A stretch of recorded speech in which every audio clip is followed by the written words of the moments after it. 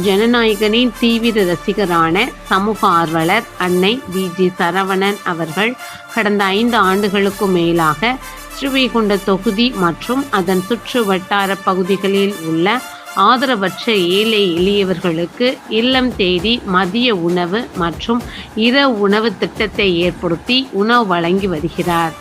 இந்நிலையில் தமிழக வெற்றிக் கழகத்தின் ஐம்பெரும் கொள்கை தலைவர்களுள் ஒருவரான சமூக ஆர்வலர் அஞ்சலையம்மாளை கொள்கை தலைவராக அறிவித்ததன் ஈர்ப்பால் தமிழக வெற்றிக் கழகத்துடன் இணைந்து தமிழக வெற்றிக் கழக தலைவர் தளபதி திரு விஜய் அவர்களின் ஆசியுடன் கழக பொதுச் செயலாளர் அண்ணன் புசியன் ஆனந்த் அவர்களின் வழிகாட்டுதலின்படியும் 25/1/2026 அன்று 1321வது நாளாக ஏரல், உண்டியலூர், ஸ்ரீவைகுண்டம், கோட்டைக்காடு, சிறுதொண்டநல்லூர் மற்றும் கீழமங்கலக்குறிச்சி அதன் சுற்று வட்டார பகுதிகளில் உள்ள 163 ஆதரவற்ற ஏழை எளியவர்களுக்கு தமிழக வெற்றிக் கழகம் தூத்துக்குடி மேற்கு மாவட்டம் ஜனநாயகனின் தீவிர ரசிகரான சமூக ஆர்வலர் அன்னை வி.ஜி. சரவணன் அவர்கள் சார்பில் மதிய